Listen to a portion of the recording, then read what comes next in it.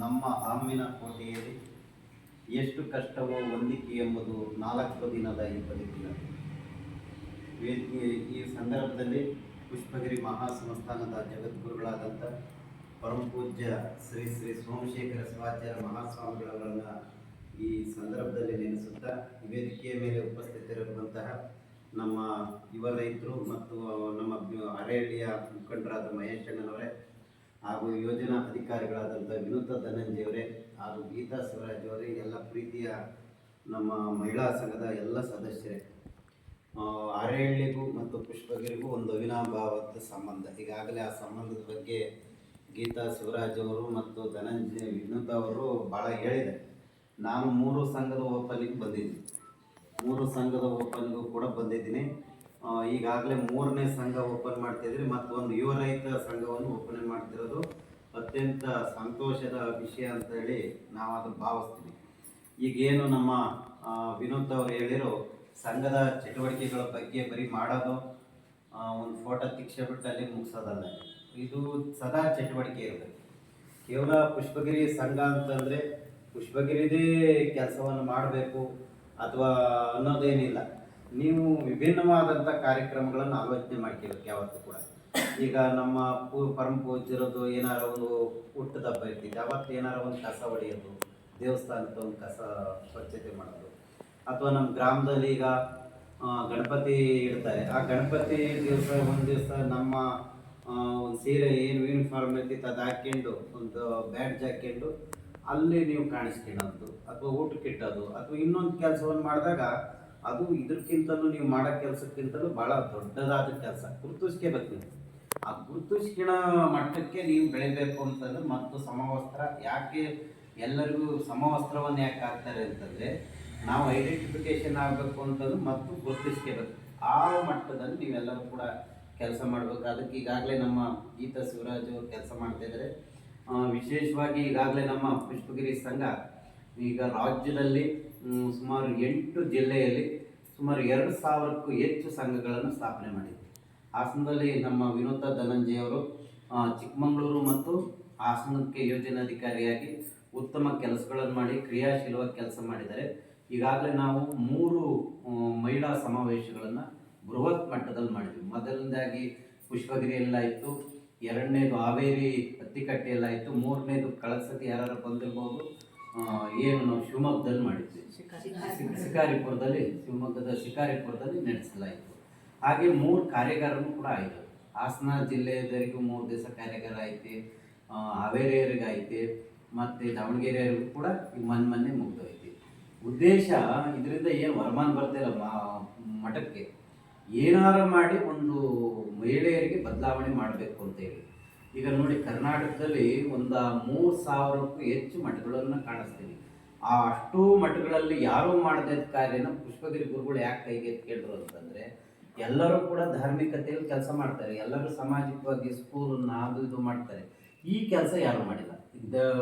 ಏನು ಧರ್ಮಸ್ಥಳ ವೀರೇಂದ್ರ ಹೆಗಡೆಯನ್ನು ಹೊರತುಪಡಿಸಿ ಈ ಮಾಡಿರೋದೇ ಪುಷ್ಪಗಿರಿ ನಮ್ಮ ಪರಮ ಪೂಜ್ಯರು. ಈಗಾಗಲೇ ಅದಕ್ಕಿಂತಲೂ ಬೃಹತ್ ಮಟ್ಟದಲ್ಲಿ ಹೋಯ್ತು. ಈಗ 1992ರಲ್ಲಿ ಏನು ನಮ್ಮ ಏನು ಧರ್ಮಸ್ಥಳ ಸಂಘ, ನೀವು ಎಲ್ಲರೂ ಅದರಲ್ಲಿ ಇದ್ರಿ ಅಂತ ಕಾಣ್ತೈತೆ, ಅದು ಬೆಳವಣಿಗೆ ಆಗೋಕ್ಕೆ 20 ವರ್ಷ ಬೇಕಾಯ್ತು. 20 ವರ್ಷ ಸತತವಾಗಿ 20 ವರ್ಷ ಬೆಳತಂಗಡಿಯಲ್ಲಿ ಸ್ಥಾಪನೆ ಮಾಡಿ, ಬೆಳತಂಗಡಿಯಿಂದ ರಾಜ್ಯದಲ್ಲಿ ಇವತ್ತು 31 ಜಿಲ್ಲೆಗಳಲ್ಲೂ ಕೂಡ ಹರಡೈತಿ. ಆದರೆ ನಮ್ಮದು ಕೇವಲ 3 ವರ್ಷ, ಅದರಲ್ಲೂ ನಮಗೆ ಕುರಾನದೊಳಗೆ ಇದು ಅಷ್ಟೊಂದು ಸಮರ್ಪಕವಾಗಿ ಬೆಳೆಯಿತು ಅಂದರೆ ಇದರಲ್ಲಿ ಒಳ್ಳೆಯ ಉದ್ದೇಶಗಳಿದ್ದಾವೆ ಅಂತ ಅರ್ಥ. ಇಲ್ಲಿ ನಮ್ಮಲ್ಲಿ ಪ್ರಮುಖವಾಗಿ ಅವರು ಒಂದು ಪಾಯಿಂಟ್ ಹೇಳಿರು, ಕೌಶಲ್ಯ ಅಭಿವೃದ್ಧಿ. ನೀವು ಯಾವ ಕೆಲಸ ಮಾಡ್ತೀರೋ ಅದರ ಬಗ್ಗೆ ಒಂದು ಕೌಶಲ್ಯ ಇಟ್ಕೊಳ್ಳೋದು, ಆ ರೀತಿಯಾಗಿ ಕೆಲಸವನ್ನು ಮಾಡುವಂಥದ್ದು. ಮತ್ತು ಇಲ್ಲಿ ಹಣಕಾಸಿಗೆ ಹೆಚ್ಚು ನಾವು ಮಾನ್ಯತೆ ಕೊಟ್ಟಿಲ್ಲ. ನೀವು ದುಡ್ಡು ಇಷ್ಟೇ ಕಲೆಕ್ಟ್ ಮಾಡಬೇಕು, ಸಾಲ ತಗೋಬೇಕು, ಈ ಒತ್ತಾಯಗಳಿಲ್ಲ. ನಿಮ್ಗೆ ಫ್ರೀ.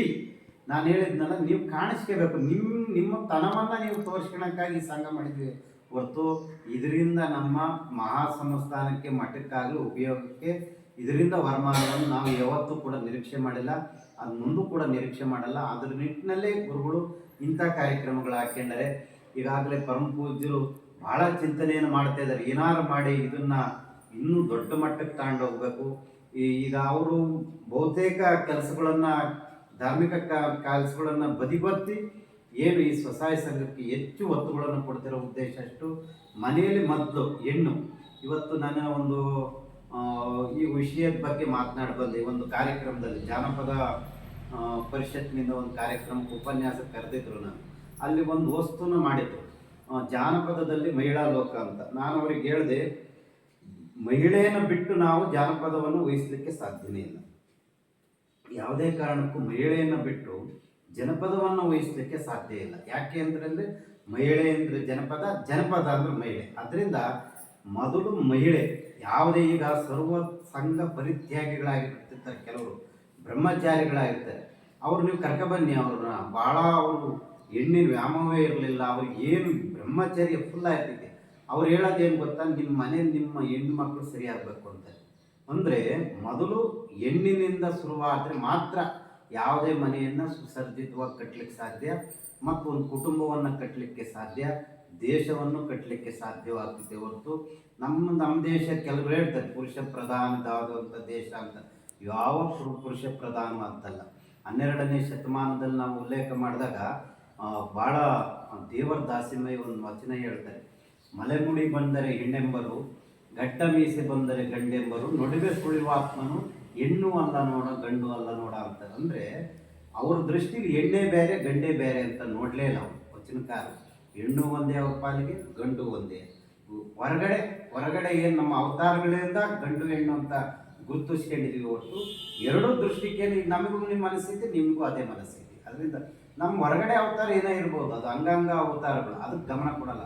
ಆಂತರಿಕವಾಗಿ ನಾವೆಲ್ಲರೂ ಕೂಡ ಒಂದೇ, ಅದೇ ರಕ್ತ ಅದೇ. ನಿಮಗೂ ನಮ್ಮದು ಬಿ ಪಾಸಿಟಿವ್ ಬಿ ಪಾಸಿಟಿವ್ ನಿಮ್ಮಲ್ಲೇ ಯಾರಿಗಿದ್ರೆ ನಿಮಗೆ ರಕ್ತ ಆಗ್ತೈತಿ. ಅಂದರೆ ಅಲ್ಲಿಗೆ ಭೇದ ಎಲ್ಲಿ ಬಂತು? ಅದೇ ಶರಣರು ಪ್ರಶ್ನೆ ಮಾಡೋದು. ಅದರಿಂದ ಶರಣು ದೈವತ್ವ ಸ್ಥಾನವನ್ನು ಮಹಿಳೆಯರಿಗೆ ಕೊಟ್ಟಿರೋದ್ರಿಂದ ಅದೇ ಸ್ಥಾನವನ್ನು ನಮ್ಮ ಪೂಜ್ಯರು ಕೊಟ್ಕೊಬಂದರೆ ನಿಜಕ್ಕೂ ಅವ್ರು ಮಾಡ್ತಿರುವಂಥ ಕೆಲಸಕ್ಕೆ ನಾವೆಲ್ಲರೂ ಕೂಡ ಸಪೋರ್ಟ್ ಕೊಟ್ಟಿದ್ದೀವಿ. ಆ ಸಪೋರ್ಟನ್ನು ನೀವು ಕೊಡೋದ್ರ ಮೂಲಕವಾಗಿ ಇನ್ನೂ ಕೂಡ ಉತ್ತಮವಾಗಿ ಸಂಘಗಳು ಬೆಳೀಲಿ ಅಂತ ನಾನು ಪ್ರೀತಿಪೂರ್ವಕವಾಗಿ ಆಶಿಸ್ತೀನಿ. ನಮಸ್ಕಾರ.